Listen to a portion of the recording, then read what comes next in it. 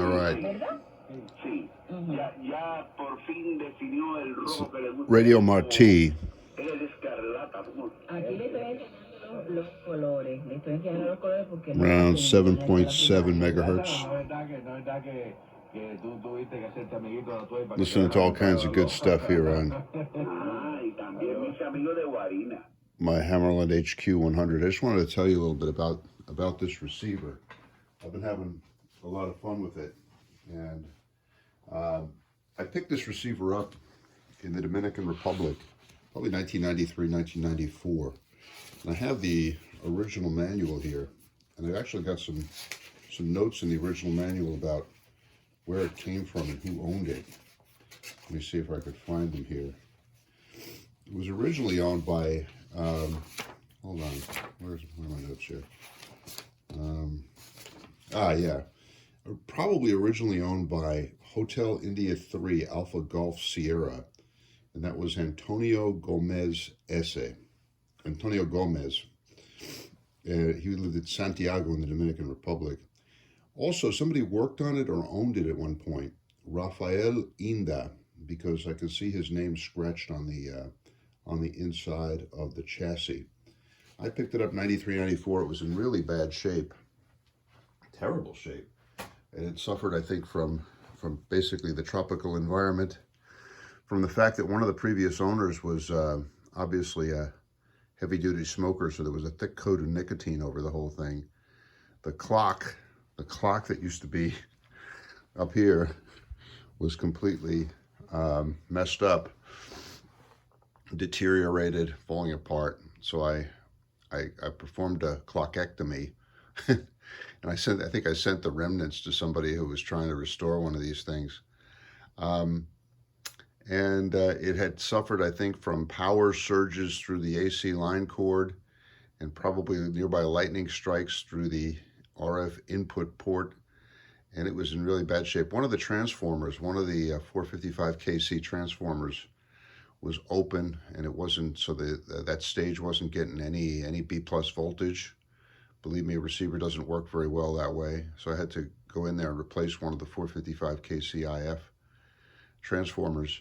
The little antenna tuning capacitor was broken. I had to replace that. I just yesterday I noticed that the knob here, the band spread knob, the one I had was broken before, had kind of a big chunk out of it. It looked ugly, and I realized that this one there that I put on there now was actually sitting on my ET2 homebrew 2-transistor transmitter. Somewhere along the line I had picked up a spare Hammarlund knob, tuning knob. So I just popped that in there. I think it looks better. Anyway, I've been using this receiver on AM mostly, paired up with my DX100 transmitter, and it just recently started to give me a little bit of trouble. It was obvious that the like the tuning range knob needed a squirt of deoxit. It just wasn't working right. So I decided to, after I finished up with the 1712 rig, I decided to pull this thing off the DX1, off the top of the DX100, put it over here on the bench, and then just start working on it to see what I could do. It's a very simple receiver. It is a single conversion, shortwave, not ham band only, shortwave from AM all the way up to about 30 megahertz. Single conversion receiver. The VFO runs 455 kCs above the desired tuning frequency. It does not have a crystal filter in it of any kind. Selectivity is provided by the 3 IF cans that I mentioned earlier, and by a Q Multiplier. I've always had my doubts about Q Multipliers. I have a kind of a difficult relationship with Q Multipliers. I've destroyed many QF1 heat kit Q Multipliers just to get at their tuning capacitors. But when I started working on this thing, I said, well, wait a second, let me see if I can get the Q Multiplier to work properly. And I did. I had to retune. I had to figure it out a little bit where Well, there are two controls. Look, this controls the amount of feedback going into the Q multiplier stage. And then this control moves the passband of the Q multiplier stage up and down within the passband set by the IF transformers. So you could move this thing to just below the point of oscillation. If you move it a little bit too far, the Q multiplier starts oscillating, and it causes less than optimal performance of the Q multiplier stage. If you then back off a little bit and take it just a little bit below the point of oscillation, then the Q multiplier is really peaked. And I must say, it really does improve selectivity when you're using it on CW. You know, with a receiver like this, the passband is so broad that if you're just using the IF transformers, it's almost like a direct conversion receiver. You can hear the signal on both sides of zero beat. You know, you're tuning in a CW signal and you hear it going from high frequency down to low, and then from low frequency down to high as you move across zero beat. When you turn on the Q multiplier and you narrow it in and then you tune it in, you really do get what they would call single signal reception, in that you can only hear one side of the zero beat, which is really a pretty cool feature. It seems very stable too. So I'm glad I got that going. It doesn't do much on sideband. It doesn't do anything on AM, but it's okay. Now, you know, one of the problems that they had was that, you know, if you're using the Q multiplier as a Q multiplier, you really can't also use it as a BFO, because if you want to turn it into, put this in the BFO position and just have the Q multiplier function as a BFO, well, you're not really taking advantage of the fact that it's at its optimal selectivity just below the oscillation point. But Hammarlund had a trick for this, and it's interesting. They have a little accessory that I'll show you in a minute that is the 100 kc crystal calibrator. It's an accessory kit that this rig had when I got it. And you can change that. If you just change out the crystal, instead of putting a 100 kc crystal in there, put a 455 kc crystal in there, then the crystal calibrator in effect becomes your BFO. And in this way, you turn on the BFO, and then you could keep the Q multiplier at its optimal selectivity point, which is below the point of oscillation. So that is really very useful.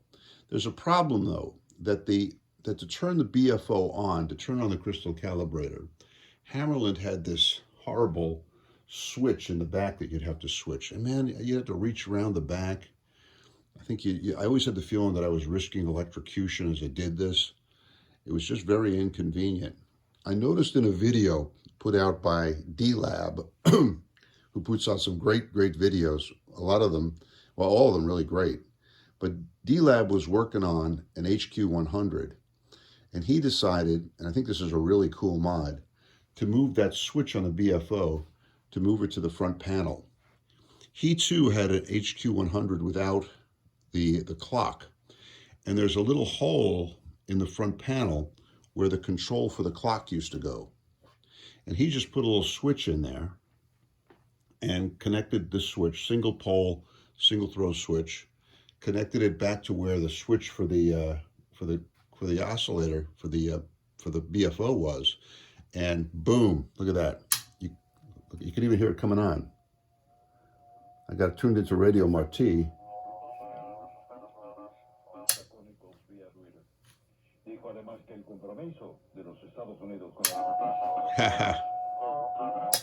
Man, I like it. So that makes the receiver a whole lot more useful. I really like that a lot. Let's see, what else about this receiver?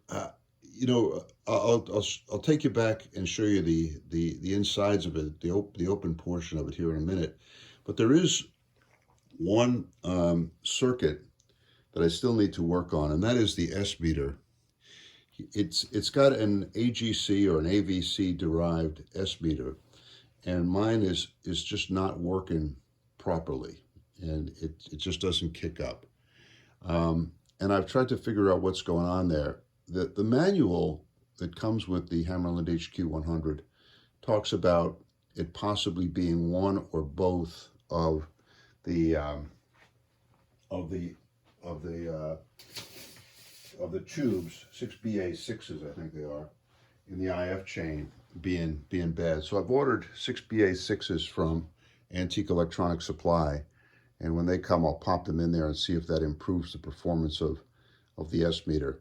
If not, I'll have to go in there and start digging into the circuitry and see what the problem is. But in rigs like this, you can usually figure that the problem is going to be a bad or a soft tube. Let's see what else. Anyway, so I'll work on the S meter thing. I don't think I'm going to do any other really big mods on this thing. I don't want to kind of go in there and put in a product detector. Sometimes guys, turn this in, solid state it and everything else. I think I'll just leave it pretty much the way it is. I think that front panel BFO switch is really nice. I like to use this thing for shortwave listening. It's really cool to turn into the shortwave bands, just as I did this morning with Radio Marti, and listen. I also use it to listen to AM mostly on 75 and 40 meters. I have tuned high up closer to the 30 megahertz upper limits of the receiver, and I've actually heard signals on 10 meters, which I haven't heard in many years, and also some signals in the CB band. I'll note that the HQ-100 doesn't have any markings on it for CB, but I think the HQ-100A, which has a BFO control in here, actually has some markings on it for CB, which would be, I think, just very, very disappointing if you had a beautiful rig like this, kind of tainted with a connection to to the Citizens band. Anyway, this is my teenage prejudices coming to the fore here. Anyway, yeah, it's a nice receiver, and I think I'll leave it the way it is. It's of similar vintage to me. This thing was produced between, I think, 1956 and 1961, and some of them were manufactured in New York City. But then Hammarlund moved its manufacturing facilities out to Mars Hill, North Carolina. So this thing could have been built at Mars Hill, but it could have also been built in New York City. The accessory for the crystal calibrator is marked New York City. So there's kind of a New York connection with this receiver. I compare this to the Hallicrafter's S38E, which we've discussed pretty extensively. They're of very similar vintage, built during the same time period, both essentially AM receivers, but with some circuitry added to allow for listening to Morse code or even SSB, which was which was sort of the new thing during that period. The S38 was about 1/3 the price. I think the S38 was priced at around $59, and this thing was priced at about $165. And I think you get what you pay for. I find this receiver to be much easier to use than the S38E, which I worked on two of them, and frankly, I came to kind of dislike the S38E. I think it may be responsible for a lot of people never really getting started with ham radio, because the S38E was such a frustrating thing to work with. But I like this one. I really like the Hammarlund HQ-100 receiver. It's very simple. Really, like I said, built for AM and shortwave listening. But with the BFO and the Q Multiplier, it works pretty well on CW. It's even tempted me. I find myself thinking, wouldn't it be nice to have a simple CW transmitter right next to it, and then I could get on the air with this thing? But well, CW. It sounds pretty good on sideband. Let me show you. Let's take a look at the insides of the thing here. Let's pull it up here. Very low tech. We're very low tech here. Look. Oh yeah. Okay. So if you go here, you can see where I installed the switch. The VFO. Look at this thing here, man. The VFO. Contrary, look. This is the main tuning capacitor, and this is the band spread capacitor. Note something here. The VFO on this rig is not in hermetically sealed box. Far from it. It's just out there. It's taken up most of the top port of the chassis. It is remarkably stable. And so I think this just points out that the folks have been saying that you have to have the VFO, hermetically sealed in a die-cast box. Most of the receivers that we've used over the years are just not built that way.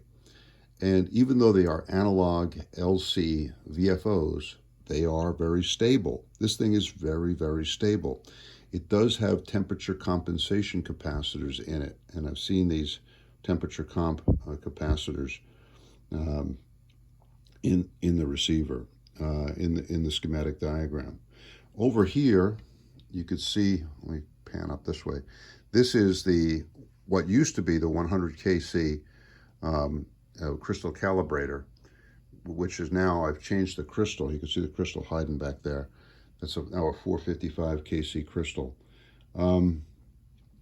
These are the IF cans, and you can see this is probably the one I changed because it was open. I mean, I think just the consequences of the tropical environment. I probably at some point changed the electrolytic capacitor in here, and no, I mean that's pretty much it. I'm really enjoying working with this thing. Let me tune around a little bit here and see if you guys if I can demonstrate a little bit of how nice it is to work with this thing. Let me go down. It's early in the morning. Go back here a little bit. Hold on. Go back here a little bit more comfortable. All right, so I'm going to try to tune some CW signals in just to show you how the Q Multiplier works. All right, so you set the band, you go to 40 meters, and you put this right on that point there, and that sort of means that it lines up over here. And now you go to band spread. You get your sideband signals there.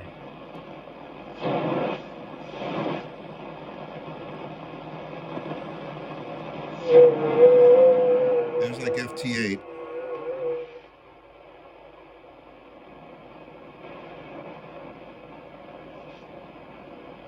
And turn on the BFO.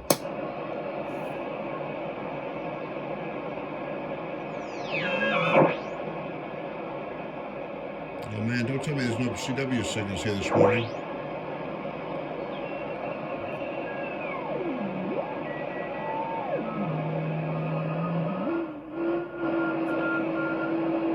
Now I'm going to turn on the Q Multiplier.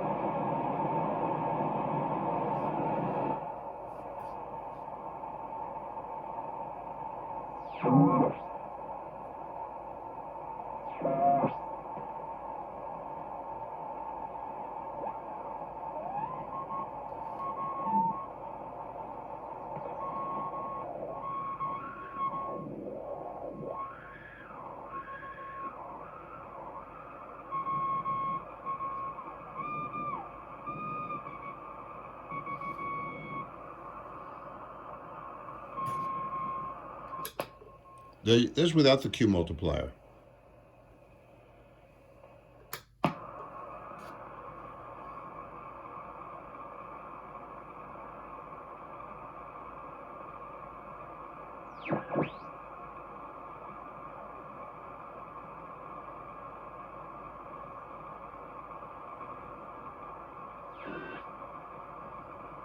Let me get down to 40. Go down to 75 here, hold on. I'll show you how to tune down to 75. Go 1.6 to 1.6 to 4. And then you go up here.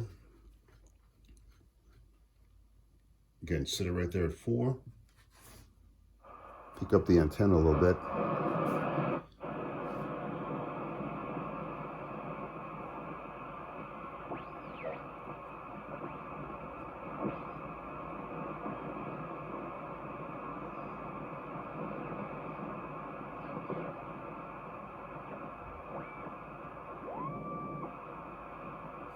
Man, too early for the CW guys.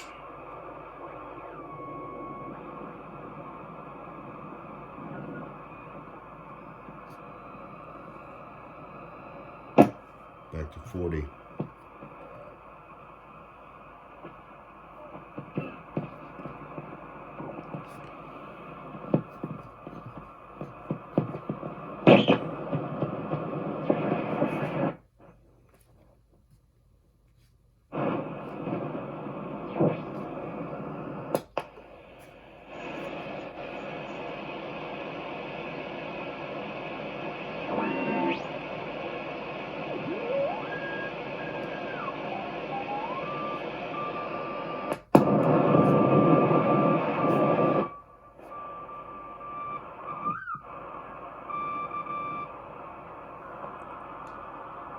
Somebody seemed, I think he's calling CQ. Maybe we'll hear him call again here. Hold on.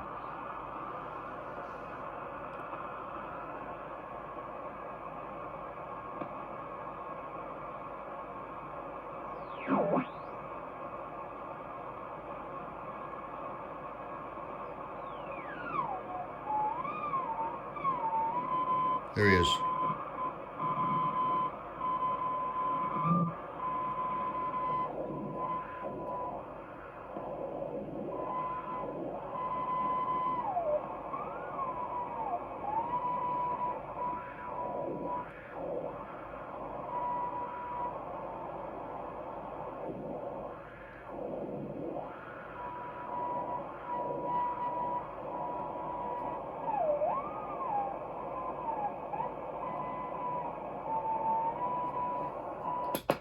Listen, that's without the Q multiplier.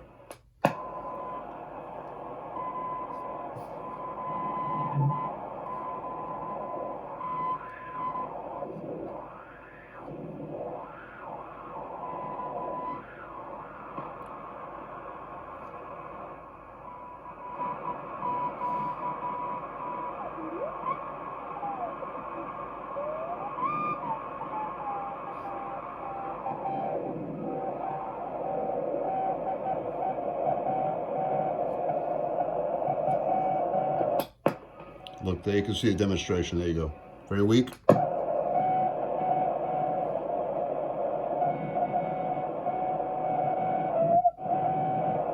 See how I have to keep it just below the oscillation point?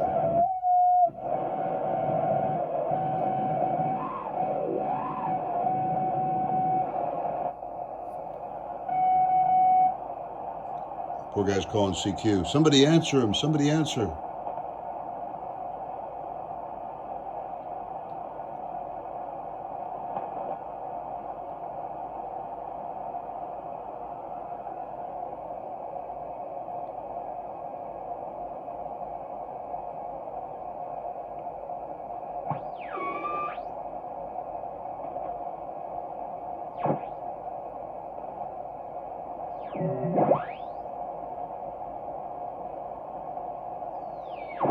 I'll show you how it works on sideband. Turn off the Q multiplier.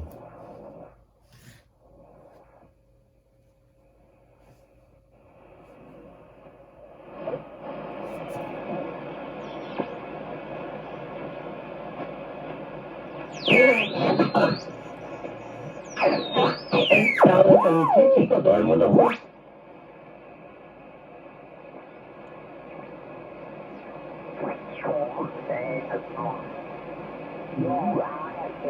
Take it as it comes, I guess.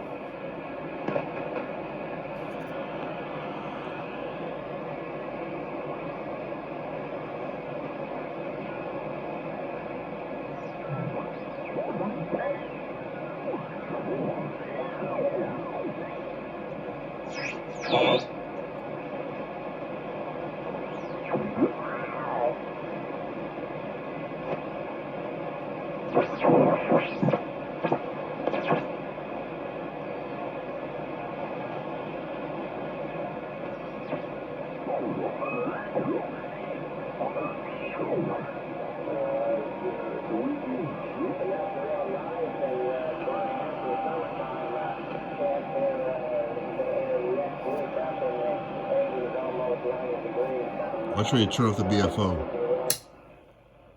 Nothing. Donald Duck talk.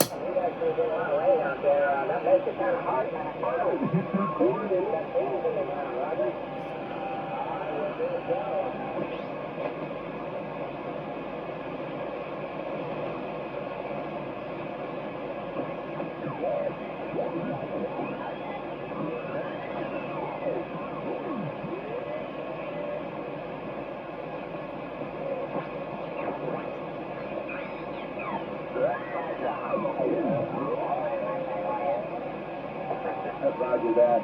Always seems to make it happen somehow, some way, one way or another. Well, all right, Jim, you gonna ride along with us? I believe I'm going to be one and done. I'm dressed, and I was going to take off out of the house here come 7 o'clock Eastern, 5 or 2 minutes after that. Got some business to take care of. So, other than that, we're going to give our 73s here for today. Be one and done, and God bless all there, Roger. All right, Jim. We appreciate you coming here this morning with that fine signal and blessing us with your presence here on the Corn Cob Net. All right, 73 to you. You have a good day there, and we'll hopefully The Corn Cob Net. And hope safe travels for you too. W9ARA 73s. We'll catch you later. All right, now I'm going to try again on CW. Yeah, the CW portion here.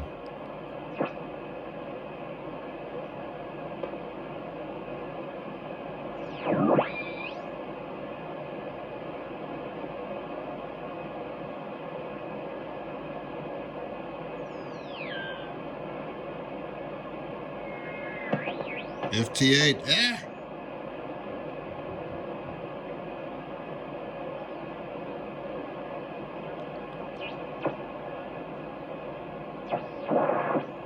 All right.